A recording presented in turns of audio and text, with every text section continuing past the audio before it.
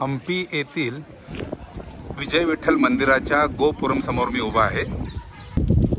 गोपुरमच्या समोर प्रवेश केल्यानंतर पहिल्यांदा विठ्ठलाचा तुळशीचा कट्टा किंवा तुळस कट्टा आपण ज्याला म्हणतो ते आपल्याला तुळशी कट्ट्यानंतर लगेच इथं पूजेचं एक मोठं स्टेज या ठिकाणी आहे, पूजा स्टेज। पूजेच्या पाठीमागे इथं नैवेद्य ठेवलं जायचं। हा जो आहे हा आहे यज्ञ मंडप आणि हे समोर जे दिसतं हा जो सूर्यरथ आहे हा सूर्यरथ कोणार्कच्या प्रेरणेतून राजा कृष्णदेवराय यांनी पाहिलं आणि अशा प्रकारच्या दगडाच्या प्रतिकृतीतून हा रथ तयार केला। हे रथ इथं हलत नाही। माझ्या डाव्या बाजूला इथं भजन मंडप आहे आणि या विठ्ठलाचे भजन करण्यासाठी या ठिकाणी भजन मंडपाची मोठी व्यवस्था या ठिकाणी केलेली आहे। ही सगळी रचना 1516 दरम्यान कृष्णदेवरायांनी निर्माण केलेली आहे। पण तुम्हाला माहीत आहे की जेव्हा एक देश किंवा एक राज्य वैभवत असतो तेव्हा शत्रू निर्माण होतो आणि बहामनी या राज्याने या सर्व मंदिरांची नासधूस या ठिकाणी केलेली आहे। हे आहे नृत्य मंडप, ह्याला म्युझिक पिलर्स पण असं म्हटलं जातं। या प्रत्येक म्युझिक पिलर्समध्ये 56 प्रकारचे आवाज काढले जातात। राजा कृष्णदेवराय यांच्या दुसऱ्या पत्नी म्हणजे महाराणी या ठिकाणी नृत्याचा सराव करायचे, नृत्य सादर करायचे आणि या ठिकाणी प्रत्येक पिलर्सजवळ खांबाजवळ नृत्याच्या दरम्यान संगीत देण्यासाठी इथे संगीतकार उभे राहायचे आणि या संगीताचं निर्मिती या ठिकाणी होत असायची। नृत्य मंडप खूप कलाकसरीची या ठिकाणी रचना दिसते तुम्हाला। एक छोटासा तुम्हाला नमुना देतो। यासमोर एक जागतिक व्यापार व्हायचा, इंटरनॅशनल मार्केट होतं। इथं चायनीज, पोर्तुगाल,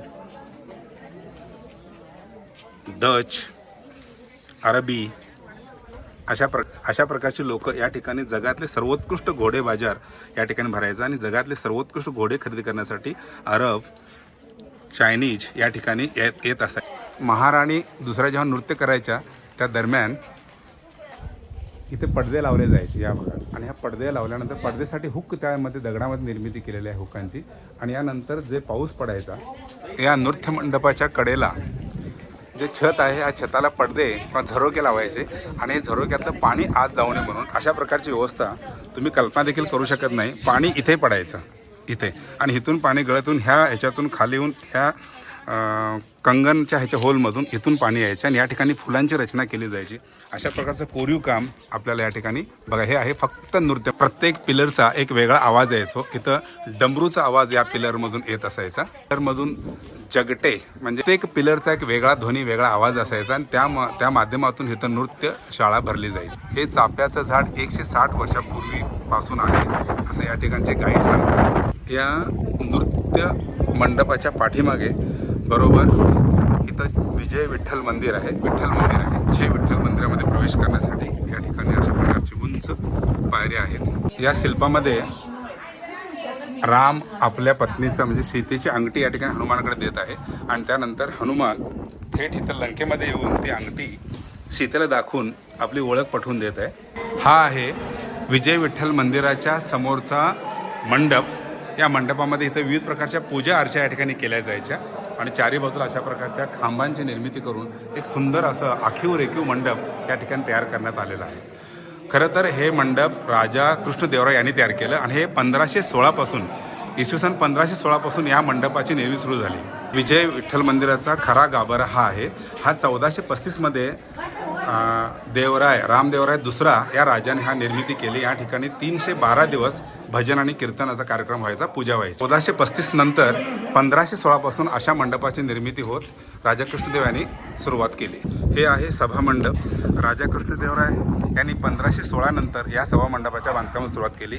याही सभा मंडपामध्ये वेगवेगळ्या प्रकारचे ध्वनी किंवा संगीत निर्माण करणारे खांब आहेत। आपण त्याचे प्रत्यक्ष आवाज पण ऐकू शकतो। हे आहे कृष्णदेवराय यांचा सभामंडप जे विजय विठ्ठल मंदिराच्या उजव्या बाजूला या ठिकाणी स्थापन करण्यात आलेलं आहे आणि हे जे पिलर्स दिसतात या पिलर्समध्ये एक वेगळ्या प्रकारचा आवाज येतो, संगीत।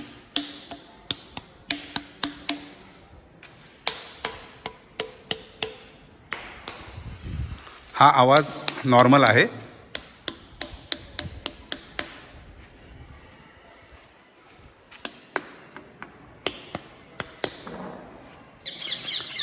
विजय विठ्ठल मंदिराच्या उजव्या बाजूला आणि समोरच्या बाजूला हा आहे लग्न मंडप।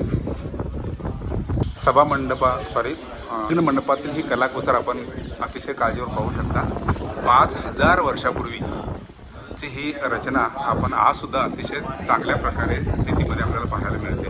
बहामनीने हे विध्वंस करून देखील इतकी सुंदर रचना अजूनही दिसते. म्हणजे जेव्हा बहामनी राजाचे सैनिक जेव्हा हे लुटत होते किंवा नासधूस करत, तेव्हा त्यांच्यातही काही देवांचा अंश शिल्लक असेल. आणि म्हणून या ठिकाणी अनेक मूर्ती जशाच्या तसे विष्णूचे अवतार आहेत. मत्स्य अवतार, कृम अवतार, वराह अवतार, नरसिंह अवतार, वामन अवतार, परशुराम अवतार, बलराम अवतार, कृष्ण अवतार आणि कल्की अवतार. कल्याण मंडप, लग्न मंडप, नृत्य मंडप अशा वेगवेगळ्या प्रकारचा तो वापर केला गेला. आणि प्रत्येक पिलरवरती इतिहासातल्या काही खुणा म्हणजे महाभारत, रामायण, भक्त प्रल्हाद, विष्णू अवतार, वामन अवतार, पुराण कथा, दंतकथा यावर आधारित सर्व शिल्प या ठिकाणी कोरलेले. ज्या विठ्ठल मंदिराचा मी मगाशी उल्लेख केला, त्या विठ्ठल मंदिराचे समोरचं प्रवेशद्वार किंवा गोपुरम असं म्हटलं जातं. त्या गोपुरमच्या डाव्या बाजूला इथे घोडे बाजार भरायचं. एल शेपमध्ये हा बाजार होता. खरं तर घोडे बाजार आणि विठ्ठल मंदिराचा काय असा संबंध येणार नाही, पण विठ्ठल मंदिराची निर्मिती जी झाली ती 1435मध्ये देवराय दुसऱ्या राजाने निर्माण केले. आणि त्यानंतर ज्या सगळ्या घडामोडीचे मी तुम्हाला मंडपं दाखवलेत, ती सगळी मंडपं 1535पर्यंत या प्रकारची निर्मिती झाली. आणि हा जो घोडे बाजारचं वैशिष्ट्य तुम्हाला सांगतो, चायना, मंगोली, पारसी, अरब या प्रकारच्या या देशातले लोक येऊन इथे घोडे विकायचे आणि घोडे खरेदी करायचे. म्हणजे संपूर्ण आपण ज्याला इंटरनॅशनल मार्केट म्हणतो, ते इंटरनॅशनल मार्केट त्या काळी म्हणजे 15व्या शतकामध्ये अशा प्रकारचं मार्केट त्यामध्ये भरलं जायचं. अजून एक वैशिष्ट्य सांगतो की या इंटरनॅशनल मार्केट फक्त घोडे नव्हते, तर सुगंधी वनस्पती, हिरे, जड, जवाहीर, माणिके, मोती आणि उच्च प्रकारच्या वस्तूंची निर्मिती होत असलेल्या सगळे बाजारमध्ये या ठिकाणी मिळायचे. आणि म्हणून विठ्ठल मंदिराच्या पाठीमागे एक मोठी कथा आहे. खरं तर कानडा विठ्ठला म्हटलं जातं. याचं कारण असं की हा विठ्ठल कर्नाटकातला आहे असं म्हटलं. इथूनच विठ्ठलाची मूर्ती पंढरपूरला गेली, पण तत्पूर्वी पंढरपूरमधून मूर्ती इथं आली मुघलांच्या अतिक्रमणानं. आणि इथं येऊन स्थापन केल्यानंतर पुन्हा काही वर्षानंतर तिथल्या संतांनी सांगितलं की आता आमचं राज्य सुरक्षित आहे, आमचं मंदिर परकीयांच्या आक्रमणापासून सुरक्षित आहे आणि मला आमची विठ्ठलाची मूर्ती द्या म्हटल्यावर कृष्णदेवरायाने ती मूर्ती परत दिली आणि ती मूर्ती पंढरपूरला स्थापित झाली. आणि म्हणून एवढ्या मोठ्या भल्या सुंदर ऐतिहासिक मंदिरामध्ये विठ्ठलाची प्रतिष्ठापना केली. गर्भगृह पूर्ण मोकळं आहे, कारण खरा विठ्ठल जो आहे तो कुठं आहे? पंढरपूरच्या ठिकाणी चंद्रभागेच्या तीरावर आहे.